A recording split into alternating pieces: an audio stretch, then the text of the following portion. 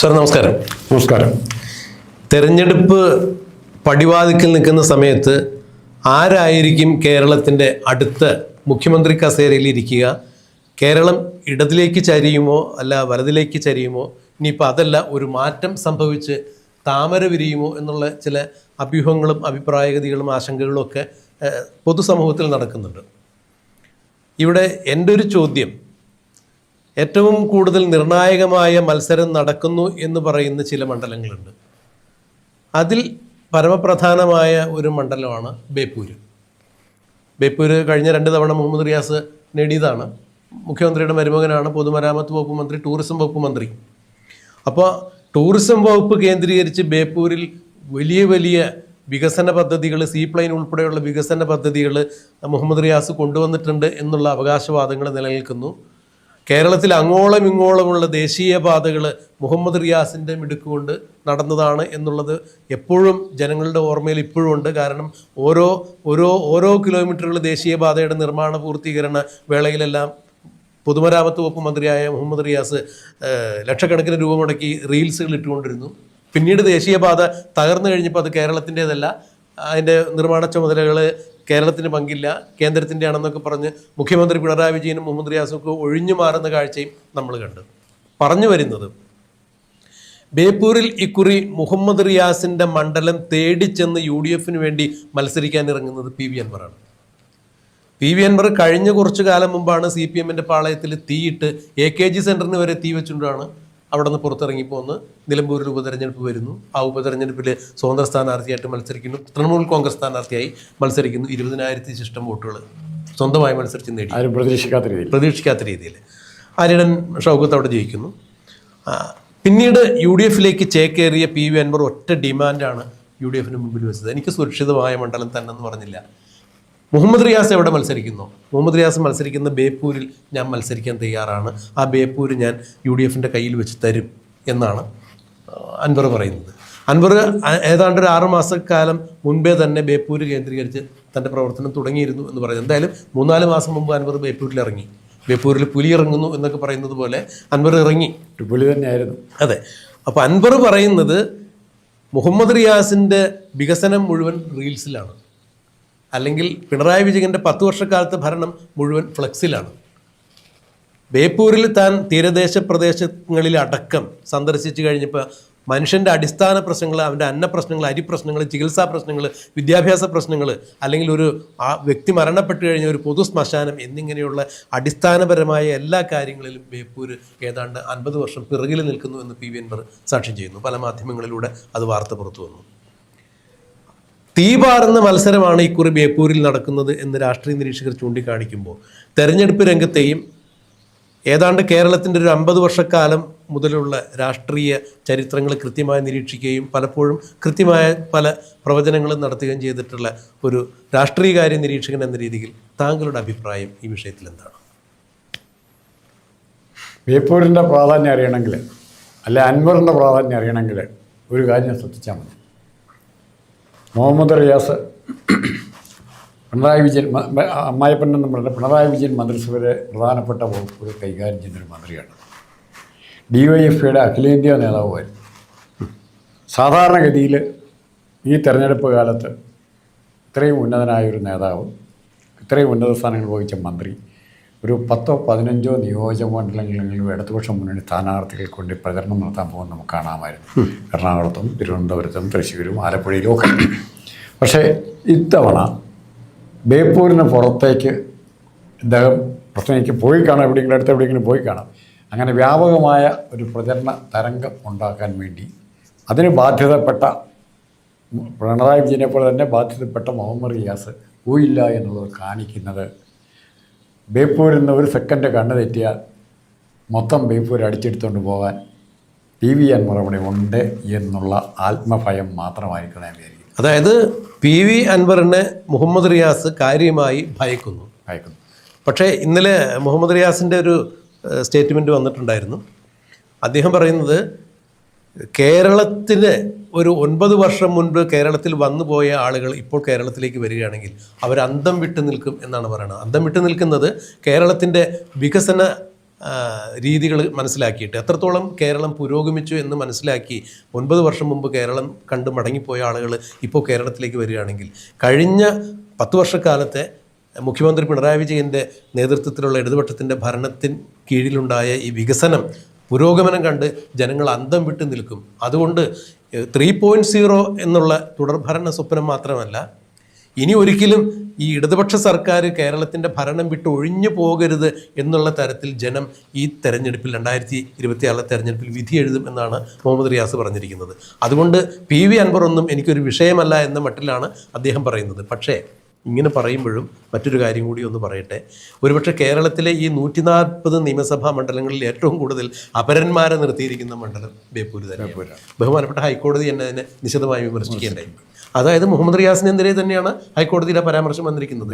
കാരണം PV അൻവറിനെതിരെ അപരന്മാരെ ഇറക്കുക എന്ന് പറഞ്ഞാൽ അതിൻ്റെ ഗുണം എന്തായാലും കോൺഗ്രസിനല്ലല്ലോ. അപ്പോൾ ആരാണ് തൊട്ട് അടുത്ത എതിർ സ്ഥാനാർത്ഥി?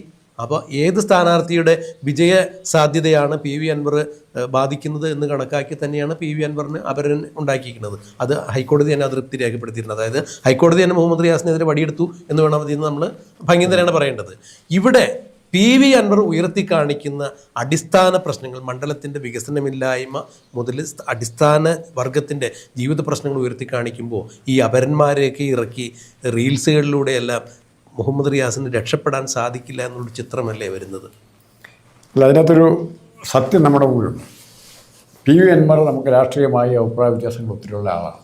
അങ്ങനെയുള്ള അഭിപ്രായ കാഴ്ചപ്പാടുകളോട് യോജിക്കാനും പ്രവൃത്തികളോട് യോജിക്കാനും നമുക്ക് പറ്റാതെ വരും. എന്നാൽ പോലും അൻവർ ഒരു ഫൈറ്ററാണ്, ഒളിച്ചോടുന്നതല്ല. നിലമ്പൂർ തിരഞ്ഞെടുപ്പിൽ എനിക്ക് മത്സരിക്കണം എന്ന് പറയുന്നു. ആദ്യം പറഞ്ഞു UDF ടിക്കറ്റിൽ മത്സരിക്കണം എന്ന് പറയുന്നു. അത് യാതൊരു കാരണവശാലും അല്ലെങ്കിൽ ജോയിന് സ്ഥാനാർത്ഥിയാക്കണം, അല്ലെങ്കിൽ എൻ്റെ നോമിനി ജോയിയെ സ്ഥാനാർത്ഥിയാക്കണം. ഇങ്ങനത്തെ കണ്ടീഷൻസ് ഒന്നും വേണ്ട എന്ന് ശക്തമായ നിലപാട് VD സതീശനും കോൺഗ്രസ് നേതൃത്വം എടുത്തു. അപ്പോൾ അൻവറിന് മുമ്പിൽ മറ്റു മാർഗങ്ങളില്ല.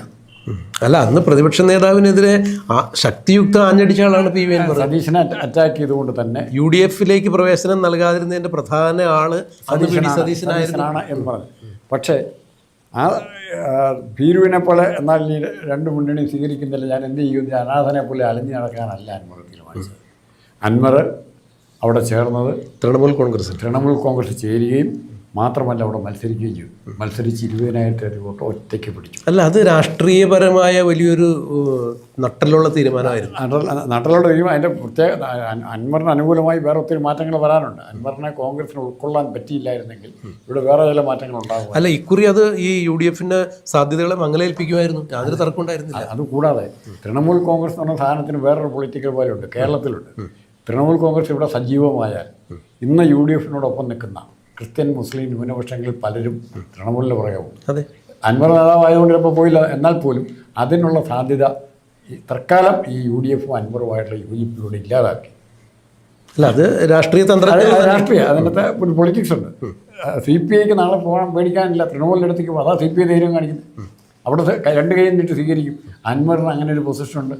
ഇപ്പോൾ ഇവിടുന്ന് കോൺഗ്രസിൽ നിന്നൊക്കെ നാളെ ഒഴിവാക്കപ്പെടാൻ പോകുന്ന നേതാക്കന്മാരെ അഭയകേന്ദ്രമായിട്ട് കാണാൻ പോകുന്നത് അൻവർ ജയിക്കാവുന്നുണ്ടെങ്കിൽ തൃണമൂലിനായിരിക്കും കാണാൻ പോകുന്നത് കുറേ പേര്. അപ്പോൾ കോൺഗ്രസിൽ നിന്ന് CPMലേക്കും BJPയിലേക്കുള്ളവർക്ക് കുറയോടെ അതൊരു വലിയ പ്രധാനപ്പെട്ട ഘടകമാണ്. ഇവിടെ അൻവർ ഉയർത്തി കാണിച്ച വേറെ ഒരുപാട് വിഷയങ്ങൾ ബേപ്പൂരിൽ ചർച്ചയാവുന്നൊരു കാര്യം, അതായത് മുഹമ്മദ് റിയാസിനെയും മുഖ്യമന്ത്രി പിണറായി വിജയനെയും ബാധിക്കുന്ന വിഷയങ്ങളെന്ന് നമുക്ക് പ്രത്യക്ഷത്തിൽ തോന്നാവുന്ന കാര്യങ്ങൾ അവിടെ അടിസ്ഥാന സൗകര്യ വികസനമില്ലായ്മ തന്നെയാണ്.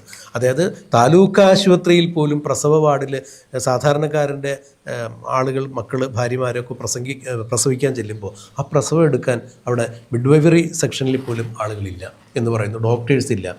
എന്തിന്? തീരദേശ നിവാസികളുടെ അന്നം അവരുടെ മത്സ്യബന്ധനവുമായി ബന്ധപ്പെട്ട കാര്യങ്ങളാണ്. അവിടെ കാര്യക്ഷമമായ രീതിയിൽ അവർക്ക് ജീവിച്ചു പോകാനുള്ള അടിസ്ഥാന സൗകര്യങ്ങൾ ഏർപ്പെടുത്താൻ മുഹമ്മദ് റിയാസിന് പറ്റിയിട്ടില്ല. ദേശീയപാത വികസനം അൻവർ ഇല്ല എന്ന് പറയുന്നില്ല, പക്ഷേ അത് ദേശീയപാത വികസനം കേന്ദ്രത്തിൻ്റെ പദ്ധതിയാണ് എന്ന് പറയുമ്പോൾ കേരളത്തിൽ ഉടനീളം റോഡുകൾ കെട്ടിയിട്ടുകൊണ്ട് മാത്രം ബേപ്പൂരിലെ സാധാരണക്കാരൻ എങ്ങനെ ജീവിക്കുമെന്ന് അൻവർ ചോദിക്കില്ല. ഈ പറഞ്ഞ കാര്യങ്ങളെല്ലാം ശരിയാണ്. ഏറ്റവും അവസാനത്തെ സംഭവത്തിൽ നിന്നെടുക്കാം. ഇപ്പോൾ അവിടുത്തെ ഗൾഫിലുണ്ടായിരിക്കുന്ന ഡെവലപ്മെൻറ്റ്സ്, യുദ്ധം ഏറ്റവും കൂടുതൽ ബാധിക്കുന്നത് മലയാളികൾ ഗൾഫിൽ പോയിരിക്കുന്ന കോഴിക്കോട് ഭാഗത്തുള്ള ജനത. രണ്ടാമത് ഇവിടെ തൊഴിൽ കണ്ടെത്തുന്നത് മത്സ്യബന്ധനം ഒരു പ്രധാനപ്പെട്ട തൊഴിലാണ്. ബേപ്പൂരും പൊന്നാനിയല്ല. അപ്പോൾ ഈ മത്സ്യബന്ധനത്തിന് പോകണമെങ്കിൽ ഡീസലോ പെട്രോളോ വേണം. ഇത് കിട്ടാത്തൊരവസ്ഥയിലേക്കാണ് പതുക്കെ കാര്യങ്ങൾ നീങ്ങിക്കൊണ്ടിരിക്കുന്നു. നീങ്ങിക്കൊണ്ടിരിക്കുന്നത്. ഇവിടെ എന്ത് മുൻകരുതൽ റിയാസ് എടുത്തിട്ടുണ്ടെന്ന് അറിയണം. കാരണം റിയാസ് ഉത്തരവാദിത്തപ്പെട്ട ആളാണ്. അതെ. അൻവറിനോട് നമുക്ക് യോജിക്കേണ്ട ആവശ്യമില്ല. അല്ല, റിയാസുള്ള മണ്ഡലത്തെ പ്രതിനിധീകരിക്കുന്ന ആള്.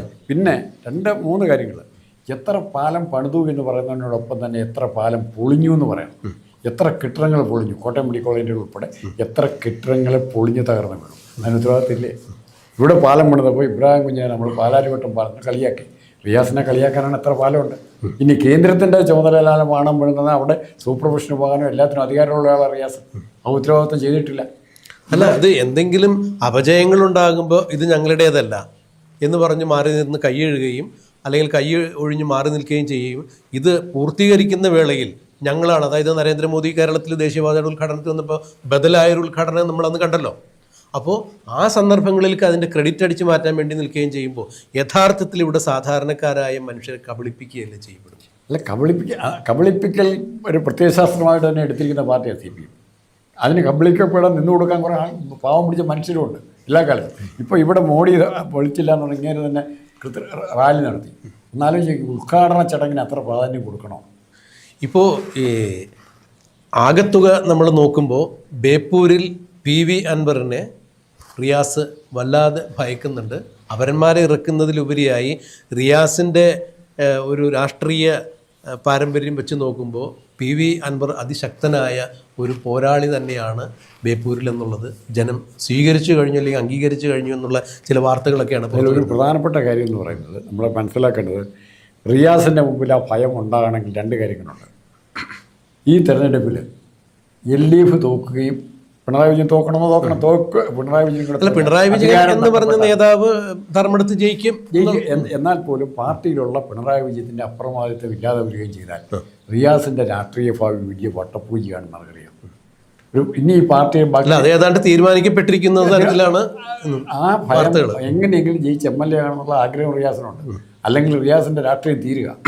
MLA ആയി കഴിഞ്ഞാൽ പിന്നെ കച്ചവടം ചെയ്യാം പലതും. ആ ഒരു സ്ഥാനമാണ് റിയാസിനെ ഇന്ന് വിഷമിപ്പിക്കുന്നത്. അൻവർ കണ്ടിരിക്കുന്നത് തന്നോട് എങ്ങനെയൊക്കെ ഇവർ പെരുമാറിയോ, തൻ്റെ സഹകരണം ആദ്യകാലത്ത് എല്ലാ തരത്തിലും മേടിച്ചിട്ട് പിന്നീട് എങ്ങനെയൊക്കെ പെരുമാറിയോ അതുപോലെ ഞാൻ. അല്ല, അൻവറിൻ്റെ കയ്യിൽ ആ വടിയുണ്ട്, കൃത്യമായ രീതികൾ അറിയാം. മാത്രമല്ല, കോഴിക്കോട് തന്നെയുള്ള ഒരു പൊതുമേഖലാ സ്ഥാപനം മറ്റൊരു സ്വകാര്യ മേഖലയുമായി ബന്ധപ്പെട്ട് 120 കോടി രൂപയുടെ ഒരു ആസ്തിയുള്ള സ്ഥാപനം ഏതാണ്ട് 38-40 കോടി രൂപയ്ക്ക് വിറ്റു എന്നൊക്കെ പറഞ്ഞ ഒരു വലിയൊരു ആരോപണം വിജിലൻസ് ആരോപണം തന്നെ നടക്കുന്നുണ്ട്. അപ്പോൾ തീർച്ചയായും PV അൻവറിന് കളിക്കളം ഒരുങ്ങിയിരിക്കുന്നു, അല്ലെങ്കിൽ PV അൻവറിന് അനുകൂലമായ ഒരു ഗ്രൗണ്ട് സപ്പോർട്ടോടു കൂടി കളിക്കളം ഒരുങ്ങിയിരിക്കുന്നു എന്ന് തന്നെയാണ് ഇപ്പോൾ രാഷ്ട്രീയ നിരീക്ഷകരൊക്കെ ചൂണ്ടിക്കാണിക്കുന്നത്. പിന്നെ കരിമണൽ കടത്തയുടെ കള്ളം മേടിച്ച് വീണ വിജയന് മാത്രമാണ് ഉത്തരവാദിത്തം. വീണ വിജയൻ്റെ ഭർത്താവിൻ്റെ ഉത്തരവാദിത്തമില്ലേ? ഇയാളൊന്നും അറിയാതെയാണ്. അല്ല, അവിടെ മറ്റൊരു കാര്യം കൂടി എടുത്തു പറയേണ്ട കാരണം, PV അൻവർ ബേപ്പൂര് മണ്ഡലത്തിൽ പണം ഇറക്കി പണക്കൊഴുപ്പിന്റെ സ്വാധീനത്തിൽ മത്സരിക്കുന്ന നേരേഷൻസ് ഉണ്ടായിട്ടുണ്ട്. പക്ഷേ PV അൻവർ ചോദിക്കുന്നു ആരുടെ കയ്യിലാണ് കള്ളപ്പണം കൂടുതലുള്ളതെന്നുള്ളത് നമുക്ക് കൃത്യമായിട്ട് അറിയാമല്ലോ എന്ന് പറയുമ്പോൾ ഇപ്പോൾ സാറ് പറഞ്ഞതിന് സ്വാധീനം അവിടെ വരികയാണ്. കാരണം എവിടെ നിന്നാണ് കള്ളപ്പണം ഈ തെരഞ്ഞെടുപ്പ് ഗോതയിലേക്ക് ഒഴുകുന്നത്, ആര് വഴിയാണ് ഒഴുകുന്നത് എന്നുള്ളതിൻ്റെ കൃത്യമായ മോഡി തന്നെ പറഞ്ഞിട്ടുണ്ടല്ലോ. മോഡി പറഞ്ഞിട്ടില്ല കള്ളപ്പണമാണ് ബിസിനസ്. അപ്പോൾ എന്തായാലും ഒരു കാര്യം നമുക്ക് മനസ്സിലായിരിക്കുന്നു, ബേപ്പൂരിൽ പുലി ഇറങ്ങിയിരിക്കുന്നു. മുഹമ്മദ് റിയാസിനെ ഭയപ്പെടുത്താൻ അൻവർ എന്ന പുലി ഇറങ്ങിയിരിക്കുന്നു എന്ന് വേണം മനസ്സിലാക്കാൻ. എന്തായിരിക്കും ഈ പുലിയെ ആര് പിടികൂടും, പുലിയെ ഇനി വെടിവെച്ച് കൂട്ടിലാക്കും എന്നുള്ളതെല്ലാം നമുക്ക് കണ്ടറിയാം.